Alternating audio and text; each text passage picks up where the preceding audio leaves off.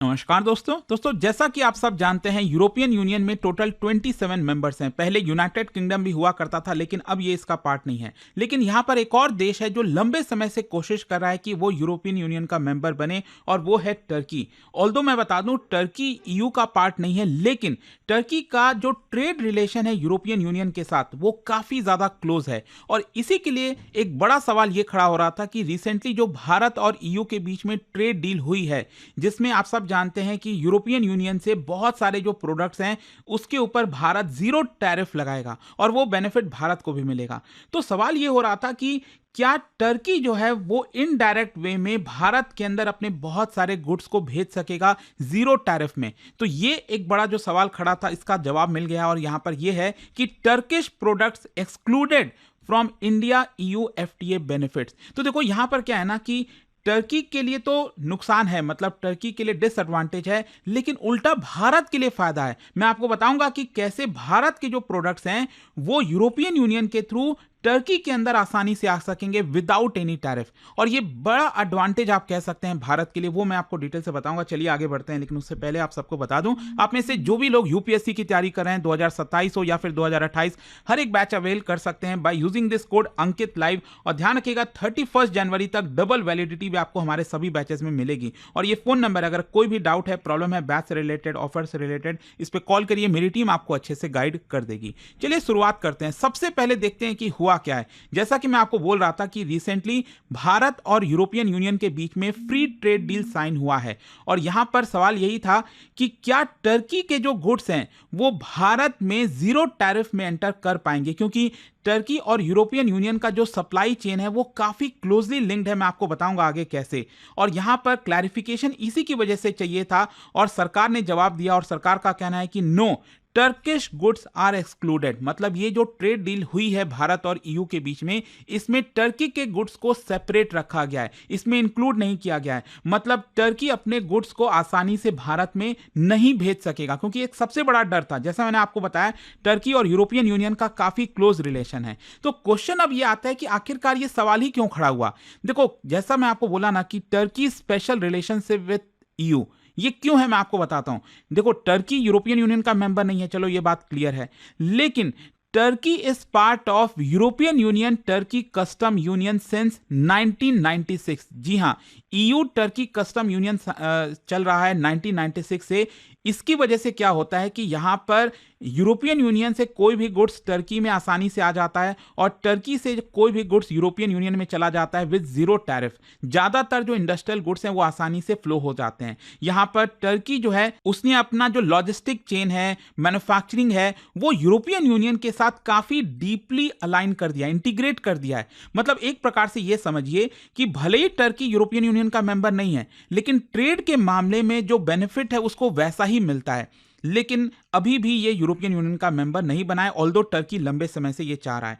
तो यहां पर अज्यूम यही किया जा रहा था, बहुत से लोगों को यह लगा कि जब भारत और यूरोपियन यूनियन के बीच में, मतलब भारत और यूरोपियन यूनियन के बीच में जब डील हुई, तो इसका मतलब यह भी हो सकता है कि टर्की अपने गुड्स को यूरोपियन यूनियन के थ्रू भारत में डाइवर्ट कर दे, जिसकी वजह से हमें नुकसान हो सकता था। यह काफी बड़ी पॉसिबिलिटी दिख रही थी। लेकिन भारत जब डील कर रहा था यूरोपियन यूनियन के साथ, तो उसमें एक्सप्लिसिटली ब्लॉक कर दिया गया है टर्की के गुड्स को। मतलब टर्की के गुड्स को भारत एक्सेप्ट नहीं करेगा यूरोपियन यूनियन के थ्रू। अच्छा, यहां पर इसके पीछे का लीगल चीज समझने की कोशिश करिए। जब हम फ्री ट्रेड एग्रीमेंट की बात करते हैं ना, तो ये बायलैटरल होता है या फिर प्लूरीलैटरल। मतलब इस केस में प्लूरीलैटरल है ना, मतलब यहां पर यूरोपियन यूनियन में बहुत सारे मेंबर्स हैं और भारत है यहां पर, तो ये सिर्फ यूरोपियन यूनियन और भारत के बीच में ट्रेड डील हुई है। तो ये चीज आपको समझना है कि it does not apply to third country.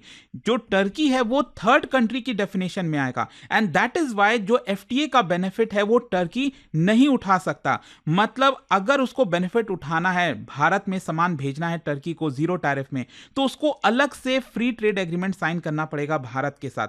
या फिर जब भारत और यूरोपियन यूनियन के बीच में ट्रेड डील हुआ, उसमें एक्सप्लिसिटली टर्की को मेंशन करना पड़ेगा कि हां यहां पर टर्की के गुड्स भी भारत के अंदर आ सकते हैं। लेकिन ये दोनों चीजें नहीं हुई हैं, जैसा कि आप सब जानते हो। अच्छा, इसमें सबसे इंपॉर्टेंट टेक्निकल रीजन मैं आपको बताता हूं और वो होता है रूल्स ऑफ ओरिजिन। दुनिया भर में जो भी ट्रेड होता है ना, उसमें रूल्स ऑफ ओरिजिन काफी मायने रखता है। रूल ऑफ ओरिजिन का मतलब क्या है?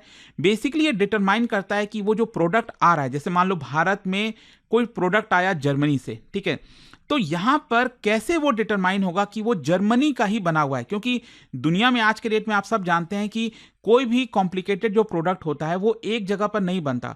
वो जैसे मान लो मोबाइल फोन है, बैटरी किसी और कंट्री से आएगी, उसका जो केस है कहीं और से आएगा, कवर कहीं और से आएगा, तो इस तरह से असेंबल होती हैं चीजें और कुछ पार्ट जो है उसी देश में बनता है।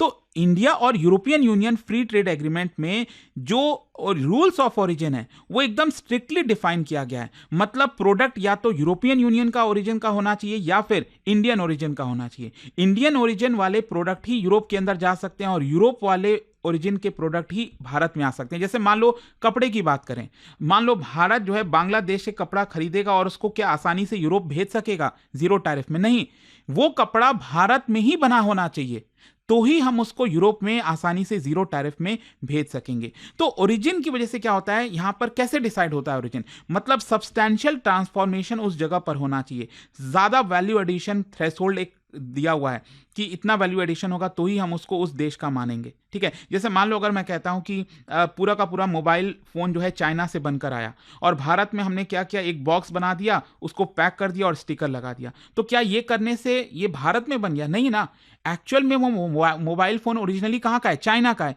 तो रूल ऑफ ओरिजिन हमें बताता है कि वो चाइना से मोबाइल फोन आया है, तो इसीलिए ये इंपॉर्टेंट हो जाता है। और टर्किश गुड इससे फेल क्यों हो जाते हैं? क्योंकि जो भी गुड्स मैन्युफैक्चर हो रहे हैं टर्की के अंदर वो टर्किश ओरिजिन के होंगे। ऑल्दो टर्की कोशिश करेगा कि अपने गुड्स को यूरोप के थ्रू डाइवर्ट कर दें, लेकिन हमें पहले ही पता चल जाएगा कि वो एक्चुअल में टर्किश ओरिजिन का ही है। और इसीलिए टर्की के ऊपर जो टैरिफ लगा रखा है भारत ने वो कंटिन्यू रहेगा, वो हटेगा नहीं। अच्छा, यहां पर एक और टर्म होता है, that is trade deflection. Trade deflection का मतलब यही होता है कि तीसरा देश जो है वो दो देशों के बीच के एग्रीमेंट का फायदा उठाना चाहता है। फॉर एग्जांपल यहां पर टर्की, डर यही था कि यहां पर जो टर्की है क्या वो यूरोप में अपने गुड्स को भेजेगा, फिर वहां से भारत भेजने की कोशिश करेगा, तो इसको कहा जाता है ट्रेड डिफ्लेक्शन। और हिस्टोरिकली अगर आप देखोगे तो भारत बहुत कॉशियस रहा इस चीज को लेकर, क्योंकि इसकी वजह से हमारी डोमेस्टिक इंडस्ट्री हार्म हो सकती है, जो मेन पर्पस था एफटीए का वो अंडरमाइन हो सकता है। तो एक प्रकार से टर्किश गुड्स को हटाकर, एक्सक्लूड कर एग्रीमेंट में भारत ने इंश्योर किया कि सिर्फ जो जेन्युइन यूरोपियन यूनियन वाले प्रोड्यूसर्स हैं उन्हीं को बेनिफिट हो, बैकडोर एंट्री किसी थर्ड कंट्री की ना हो सके। अब क्वेश्चन ये आता है कि इसका इंपैक्ट क्या होगा, इसका इकोनॉमिक कॉन्सिक्वेंस क्या होगा? देखो, एक तो इंपैक्ट होगा टर्की पर और दूसरा इंपैक्ट होगा भारत पर। भारत पर पॉजिटिव असर होगा, टर्की पर नेगेटिव असर होगा। कैसे? जैसे कि मैंने आपको पहले ही बताया कि भारत जो टर्की पर टैरिफ लगा रखा है, जैसे मान लो अगर कोई गाड़ी है, टर्की कोई गाड़ी बनाकर भेजता है और भारत ने 100% टैरिफ लगा रखा है, तो उसके ऊपर 100% ही टैरिफ लगेगा।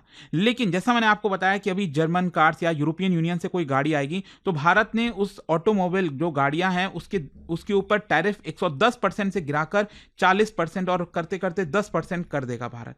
तो यूरोपियन यूनियन वाले गाड़ियों के ऊपर कम टैरिफ लगेगा, लेकिन टर्की वाले गाड़ी के ऊपर ज्यादा लगेगा। और यहां पर मैं आपको बता दूं, टर्की को डिसएडवांटेज इन सारे सेक्टर्स में होगा, जैसे स्टील और मेटल हो गया, मशीनरी हो गया, ऑटो कंपोनेंट्स हो गया, व्हाइट गुड्स हो गया, टेक्सटाइल हो, ये सब हम यूरोप से ज्यादा लेंगे rather than taking from Turkey.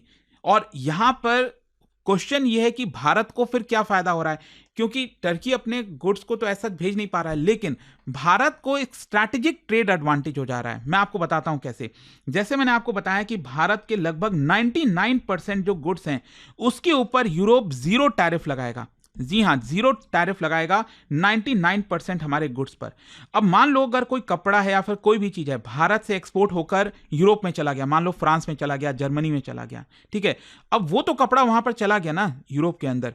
अब वहां से वो जो चीज है वो टर्की में आसानी से आ सकेगी, क्योंकि यहां पर टर्की और जो कस्टम यूनियन मैंने आपको बताया था ना स्टार्टिंग में, 1996 से ये चलता आ रहा है, जो कस्टम यूनियन है टर्की और यूरोप के बीच में, तो वो कपड़ा एक बार पहुंच गया यूरोपियन यूनियन में तो वहां से वो बिना किसी ट्रेड बैरियर के टर्की में भी एंटर कर सकेगा। मतलब एक प्रकार से ये हुआ कि अगर हम डायरेक्टली टर्की को कोई कपड़ा भेजेंगे, गुड्स भेजेंगे, तो टर्की हमारे ऊपर टैरिफ लगा सकता है, लेकिन अगर हम अपने गुड्स को यूरोप के थ्रू टर्की में भेजेंगे तो उसके ऊपर जीरो टैरिफ लगेगा।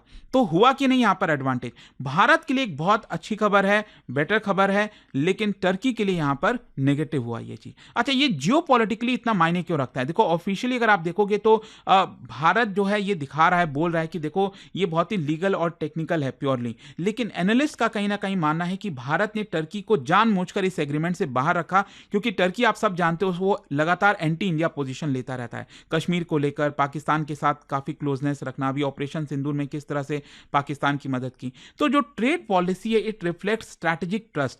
तो अभी के लिए तो एफटीए का कोई सवाल उठ नहीं रहा है मुझे लगता है। तो क्वेश्चन यही आता है कि ये भारत का जो लार्जर एफटीए स्ट्रैटेजी है उसमें कैसे ये फिट बैठता है। रिसेंटली हमने जितने भी एफटीए किए हैं, चाहे यूरोपियन यूनियन हो, यूएई हो, ऑस्ट्रेलिया हो, यूके हो, तो उसमें क्लियर पैटर्न देखने को मिलेगा कि भारत रूल्स ऑफ ओरिजिन को एकदम क्लोजली मॉनिटर करता है, टाइट रखता है। ऑटोमेटिक थर्ड कंट्री को बेनिफिट ना हो ये हम इंश्योर करते हैं। प्रोटेक्शन रहे इनडायरेक्ट इंपोर्ट का, ये काफी जरूरी है। और साथ ही साथ जो स्ट्रैटेजिक यूज ऑफ ट्रेड है जियोपॉलिटिकल पार्टनर्स को स्ट्रेंथन करने के लिए, वो यहां पर भारत अपनाता है। तो टर्किश गुड्स को अलग रखकर भारत इसी स्ट्रैटेजी को अपनाया है। अब लास्ट में सवाल यह है कि टर्की क्या कर सकता है। देखो 3 ऑप्शन है टर्की के पास। सबसे पहला है भारत के साथ डील साइन करे, जो लगता नहीं है क्योंकि ऑलरेडी पॉलिटिकल टेंशन चल रहा है। दूसरा, यहां पर यूरोपियन यूनियन और भारत के बीच में जो ट्रेड डील साइन हुई है उसमें यहां पर कुछ नेगोशिएशंस हो जाए, यहां पर कुछ कंसेंट वगैरह डाल दिया जाए, लेकिन शायद वो भी नहीं लगता होगा। हां, यहां पर यह कर सकता है टर्की अपना कोई भी जो प्रोडक्ट है उसको टर्की में ज्यादा ना बनाकर यूरोप के अंदर बनाए, और फिर यूरोप से अगर वो भारत आएगा तो मोस्ट प्रोबेबली वो भारत में आ पाएगा आसानी से। लेकिन अगर टर्की सोचेगा कि ज्यादातर 80% पार्ट हम टर्की में बनाएं और 20% यूरोप के अंदर बनाएं, तो वो रूल्स ऑफ ओरिजिन में आपका टर्की ही आएगा, and that is why Turkey को बेनिफिट नहीं होगा। तो आई होप कि आपको समझ में आ गया होगा इस वीडियो के थ्रू हो क्या रहा है, यहां पर टर्किश प्रोडक्ट्स को लेकर इतनी चर्चा क्यों हुई, क्या कारण था। जाने से पहले एक बहुत ही इंटरेस्टिंग क्वेश्चन ज्योग्राफी का है। बॉस्फोरस स्ट्रेट ये कौन से 2 वाटर बॉडीज को कनेक्ट करता है, ये आपको बताना है, और इसका राइट आंसर आप सब जानते हैं। मेरे इंस्टाग्राम पर तो मिलेगा ही, वहां पर अगर आप नहीं हो कोई बात नहीं, टेलीग्राम से ले सकते हैं इसका सही उत्तर। और दोस्तों, जैसा मैंने आपको बताया, अगर आप यूपीएससी की तैयारी कर रहे हैं, 2027 हो 28 हो, कोई भी बैच आप चाहो ले सकते हो by using this code Ankit live, और ये फोन नंबर है, यहां पर आप कॉल करिए, मेरी टीम आपको अच्छे से गाइड कर देगी। स्टडी IQ IAS, आपका सिलेक्शन हमारा मिशन।